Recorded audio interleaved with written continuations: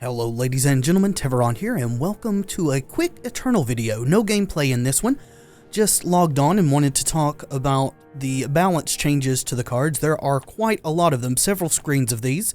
I've got the patch notes pulled up on my other monitor here.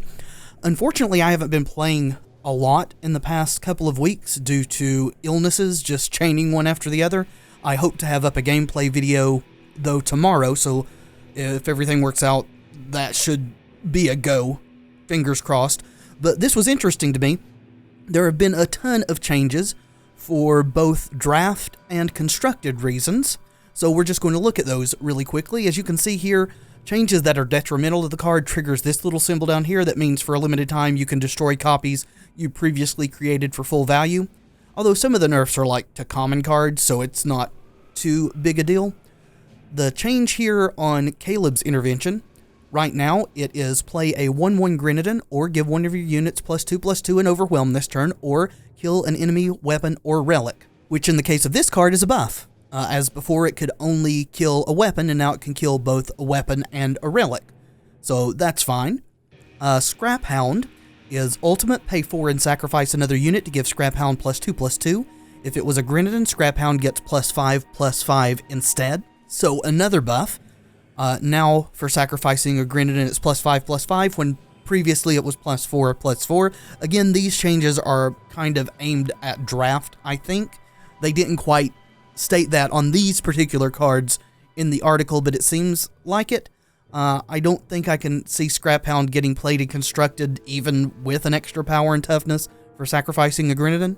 Talir's intervention is you gain 4 health, or put one of your explorers or sentinels into your hand, or silence an enemy unit. So another buff. So it's up to gaining 1 more health. It was previously 3, and now can silence any enemy unit when previously it was silence an attacking enemy unit. All fine changes as far as I'm concerned. Now to one of the bigger impacts, and actually as we go further on, we will see that this change is actually in response to a change that we will see a few screens further. So Dawnwalker is now a 3-cost 4/1, same as before with Overwhelm. The change is you now need 4 Time Faction to get its Return from the Void trigger. When you play a unit of 5 attack or more, play Dawnwalker from your Void exhausted. Previously, there was no requirement to that. Just whenever you played a unit with 5 attack or more, Dawnwalker came back. They had to do this because of a nerf to another card that was Graveyard Hate. We will see why. I'm sure that this will affect this card a bit, and decks that play this card a bit, but overall, I don't think this is a super bad nerf. It certainly makes Dawnwalker a bit weaker, but the nerf to the other card, which we're going to see a bit later, makes Dawnwalker a bit stronger, so balance there. Gearmaster here has changed. You can see the highlights here. 3-cost. 1/1. When you play a Sentinel, draw a card and give Gearmaster +1/+1. So this is a nice improvement over previously where it was 4-cost, though it was a 2/2 at that point. Getting this thing out earlier is better.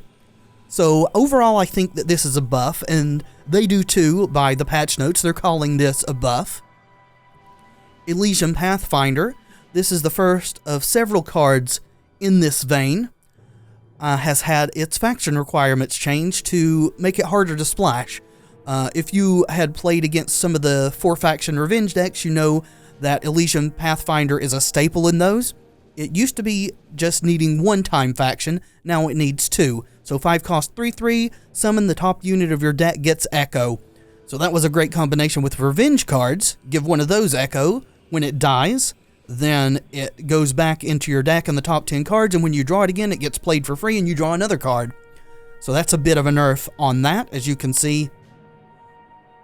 It is strange that they're calling this a buff, and yet it has the refund on it. So I guess maybe it's a mixed bag. I do think it's better as a 3-drop than a 4-drop, but anyway. Frontier Confessor is a change that's aimed at draft, according to the patch notes. It's a 4-cost 3/2 now. Still silences a unit when it's summoned. Previously, it was a 5-cost 3/4, so they've lowered the cost by 1 and lowered its defense by 2. A lot of these draft-centric changes, they say, are because justice-based draft decks particularly, I'm kind of just reading verbatim here off the other monitor, particularly those that tie up the ground and win in the air were a little too dominant. These changes aim to slightly reduce how easy this is and hopefully open up diversity of draft strategies, so probably overall a good change. And in fact, the lowering of the cost is probably a good thing overall for this card because it gives you another cheaper silence effect. May actually be able to see this card in a gunslinger type deck now, though I'm not for sure. Another one of the draft related nerfs is Valkyrie Arcanist. 6 cost 3/3 flyer with Entomb, create and draw a 3/3 Gem Blade. Previously, Valkyrie Arcanist cost 5 instead of 6, so that is quite a substantial nerf. Probably if they're aiming to put a little bit of kink in the Justice Flyers draft decks, then this will probably help out. And the last of the draft-related nerfs, going towards the Justice gum up the ground, sort of fly over you and kill you decks, is to Emerald Spear here, which previously cost 6 and was +3/+3, and now costs 7 and is +4/+3. The rest of the card is the same. Not going to say much about that. Don't do a ton of drafting myself, but it's good to know. Now on to some more of the buffs. Yeti Furflinger is now a 3/4, up from a 3/3. The rest of it remains unchanged. Also, Torvog Icecap Trader has had his requirement reduced for the +3/+3 from having 15 cards in the void to having 10 cards in the void. That is interesting. It's already a good rate and always was 4 cost for a 4/5. But now this makes it a lot more likely that we're going to see Torvog in more decks coming up. They say in the patch notes that this and the next card, Alu, are really fun mechanics that they would like to see be able to be played, so maybe these buffs will make that possible.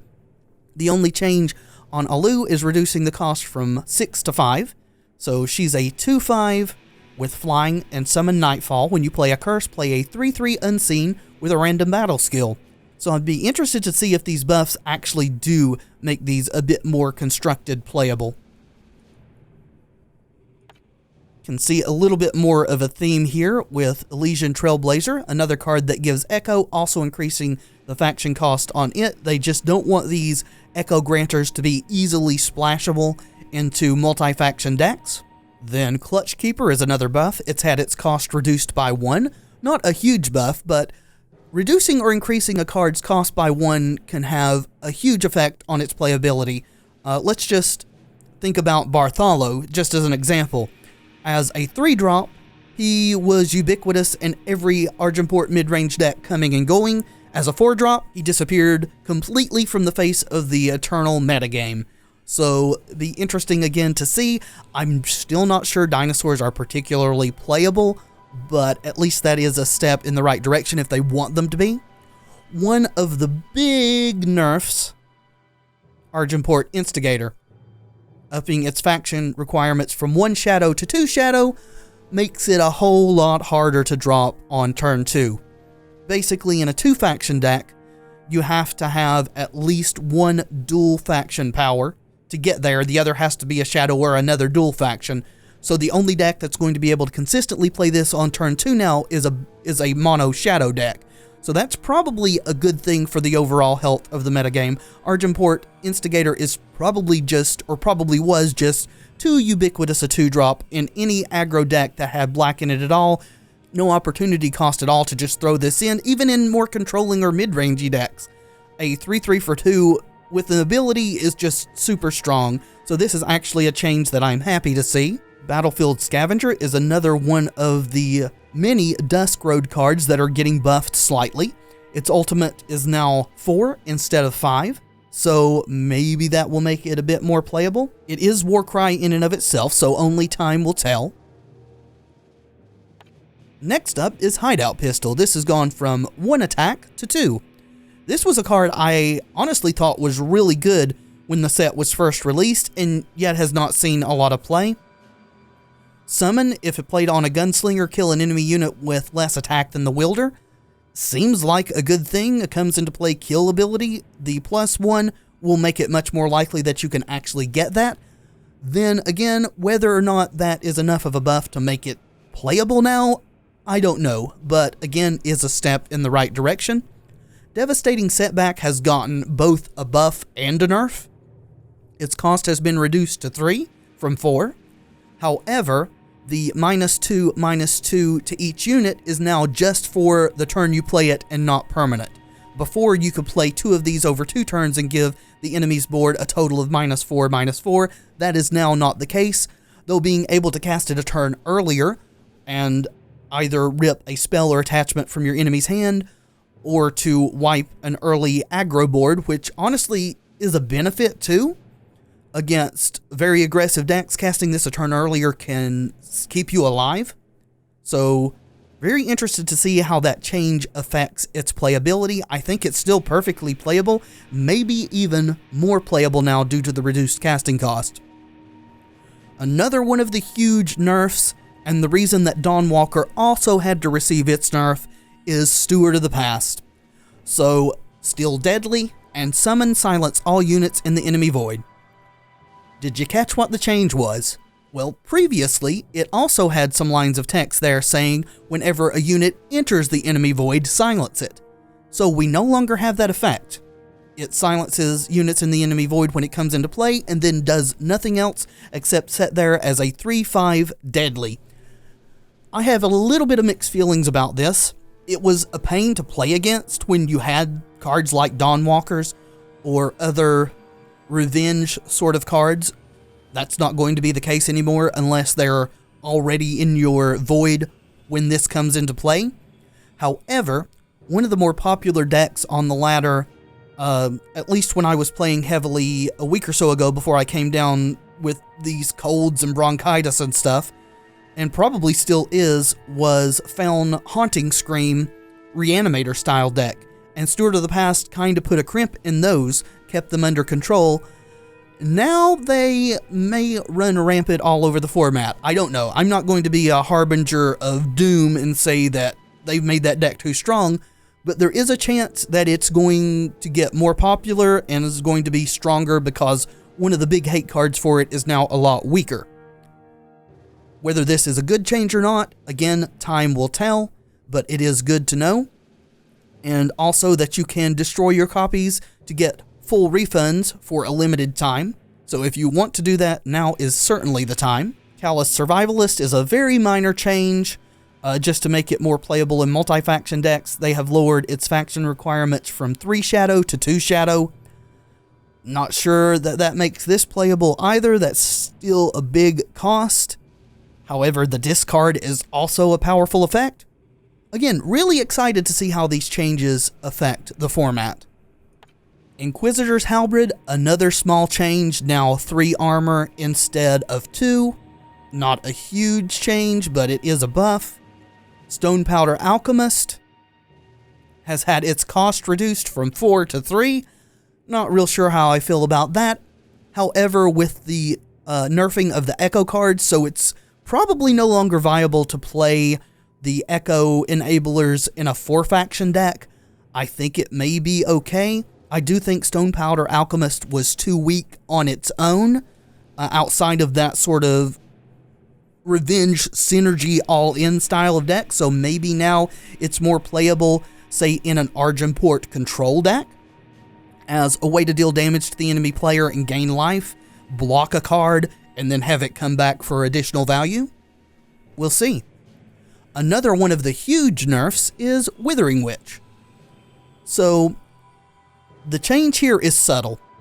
Now it says summon each undamaged enemy unit's health becomes 1, whereas previously the word undamaged was not there. I know that this was confusing to some players. With the original wording where undamaged was not there, you could play Withering Witch and keep it alive while wiping your opponent's board. What you would do is play Lightning Storm to deal 2 damage to each of your opponent's units, then play out Withering Witch.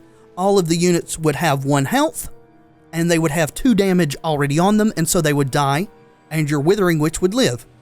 With this change, you now have to play Withering Witch prior to the Lightning Storm, because it won't change damaged enemy units' health, so you lose your Withering Witch while wiping the enemy board.